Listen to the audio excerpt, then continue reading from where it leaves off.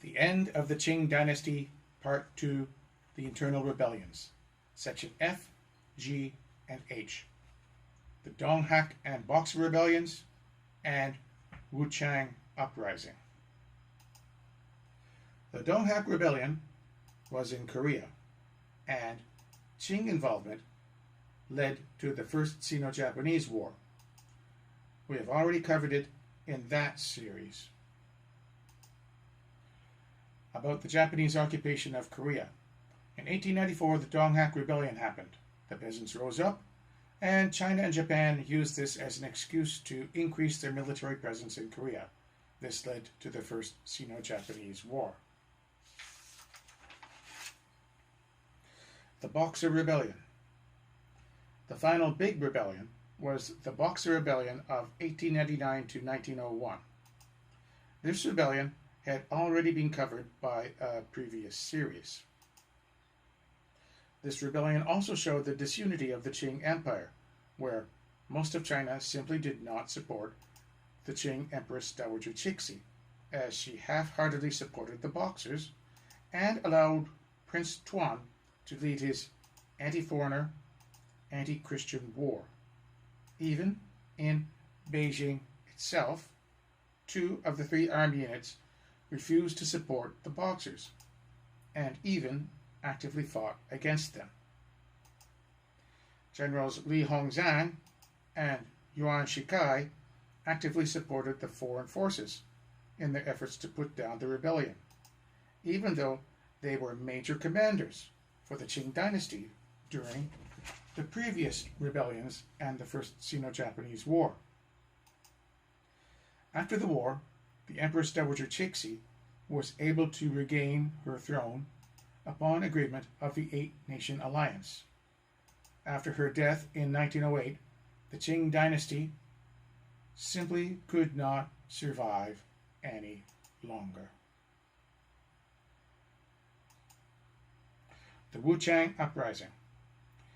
The Wuchang Uprising was an armed rebellion against the Qing Dynasty that took place in Wuchang, which is now a district of Wuhan, Hubei, China, in October 10, 1911, which was the beginning of the Xinhai Revolution that successively overthrew the Qings. It was led by the elements of the New Army, influenced by revolutionary ideas from Tongmenghui.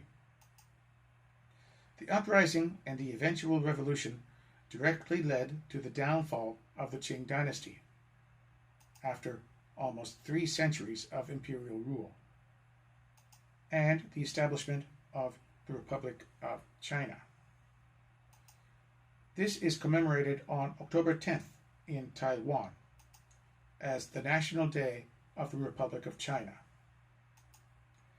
The uprising originated from popular unrest about a railway crisis, and the planning process took advantage of the situation. On that day, the new army stationed in Wuchang launched an assault on the residence of the Viceroy of Wuchang. The Viceroy quickly fled from the residence, and the revolutionaries soon took control of the entire city. The Tongmenghui. In 1895, China was decisively defeated by Japan in the First Sino-Japanese War.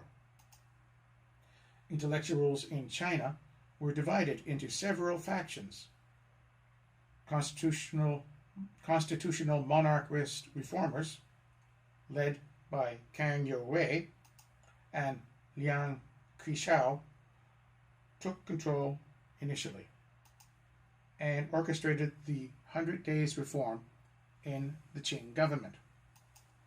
The reforms failed due to the Wuxu coup by Empress Dowager Cixi. Disillusioned with the monarchy and the Qing government, many revolutionary groups began emerging across the country. In 1905, revolutionary leaders such as Sun Yat-sen and Song Jiaoren met in Tokyo to discuss a merger between different revolutionary groups, A new group, known as Tongmenghui, was formed after this meeting. The Railway Protection Movement. After the Boxer Rebellion, many Western powers saw railway investments as part of the consolidation in their spheres of influence over China. Railway constructions took place across Shandong, Yangtze Valley, Kunming, and Manchuria. Provincial governments, with permission from the Qing court, also began to construct their own railways. The Canton Hankou Railway and the Sichuan Hankou Railway were under the control of Guangdong, Hunan, Hubei, and Sichuan. Faced with ongoing financial problems, partly due to the ongoing indemnity payments from the Boxer Protocol, the Qing court turned to Sheng Xuanhai in 1910, who was a classic bureaucratic capitalist, and stuck to his policy of securing loans through the nationalization of all railway lines. This policy was met with stiff resistance, particularly in Sichuan, and the resistance quickly turned into a movement known as the Sichuan Railway Protection Movement. In response, the Qing court suppressed the unrest by force. This contributed to the declining popularity of its government. By August 11th, there were massive strikes and rallies in Chengdu. On September 7th, the Viceroy of Sichuan, Zhao Erfeng, was asked to intervene vigorously, and he ordered the arrest of key leaders in the Railway Protection League, then ordered troops to open fire on the protesters. Meanwhile, inaction towards nationalization of railway lines in both Hunan and Hubei were criticized by the local press. Confidence in the Qing government among the populace continued to deteriorate in response to the escalation of the railway crisis. This is the Wuchang military 9-star flag with the taijutsu symbol in the middle. Prelude. There were two revolutionary groups in the Wuhan area: the Literary Society, led by Zhang Yiwu, and the Progressive Association, led by Sun Wu. They worked closely together as commanders-in-chief of the revolutionary efforts in Wuhan. Beginning in September 1911, these two groups began negotiating with the Tongmenghui for possible collaboration in the next uprising. The date was originally set for October 6th, on the Mid-Autumn Festival. The date was later postponed due to inadequate preparations. On October 9th, while Sun Wu was supervising the making of explosive devices in the Russian concession in Hankou, one of the devices exploded unexpectedly, seriously injuring Sun. When he was hospitalized, the hospital staff discovered his identity and alerted the Qing authorities. The New Army Mutiny. With their identities revealed, the revolutionaries in the new army stationed in Wuchang were facing imminent arrest by the Qing authorities. The decision was made by Zhang Yiwu of the Literary Society to immediately launch an uprising, but the plot was leaked to the Viceroy of Huang, and he ordered a crackdown of the revolutionaries, arresting and executing several prominent members. On the evening of October 10th, Wu Zhaolin, as provisional commander, led the revolutionary elements of the new army, and he staged a mutiny against the Qing garrison in Wuchang,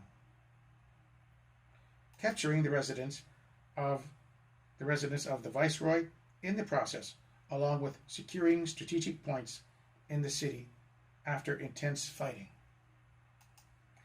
As the viceroy escaped, the Qing garrison fell into disarray.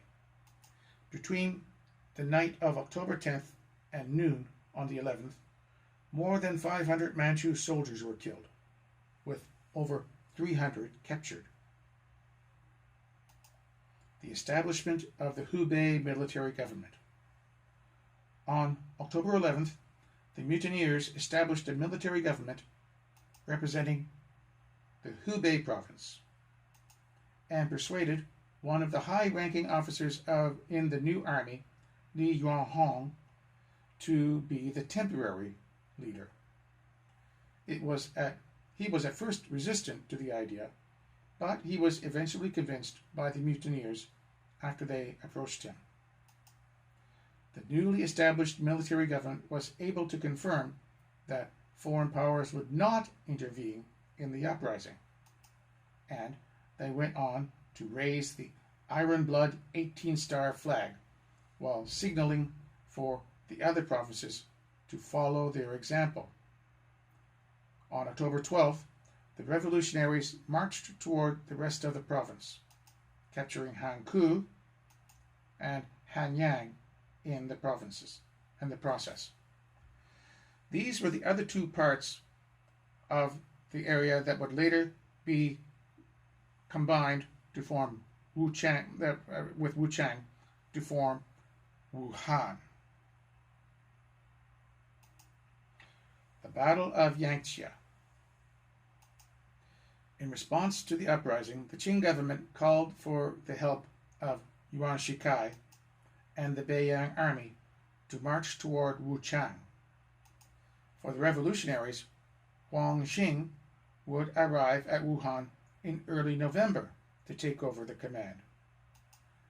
Positions of revolutionary forces in Wuhan were subsequently attacked by the Beiyang army, and the imperial troops were soon able to recapture Hankou on November 1st and Hanyang on November 27th.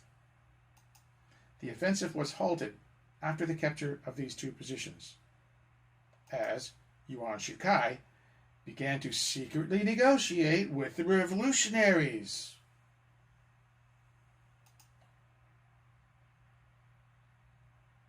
The aftermath. The Wuchang uprising took many revolutionary leaders by surprise. Huang Xing and Song Jiaoren were unable to reach Wuchang in time. Sun Yat-sen was traveling in the United States, speaking to overseas Chinese to appeal for financial support when the uprising took place. He received a telegram from Huang Xing, but he wasn't able to decipher it, so he wasn't able to find out about the uprising until he read about it in the morning newspaper. After the successful uprising in Wuchang, the revolutionaries sent telegraphs to other provinces and asked them to follow their example. After that, 18 provinces in southern and central China agreed to secede from the Qing government by the end of December 1911. In the same month, Sun returned to China to participate in the provisional presidential election and was elected. Representatives from the seceding provinces met on January 1st, 1912, and declared the founding of the Chinese Republic, as Sun was sworn in as the first president. The new republic then negotiated with Yuan Shikai to pressure the Qing government to surrender, offering the presidency in the process. This is a bit strange, since Sun Yat-sen was already the president.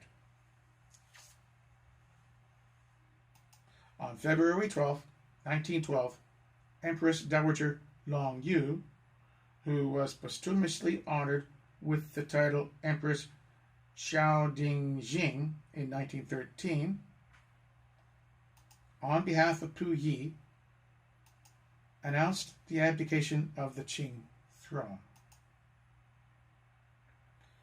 marking the end of the dynasty.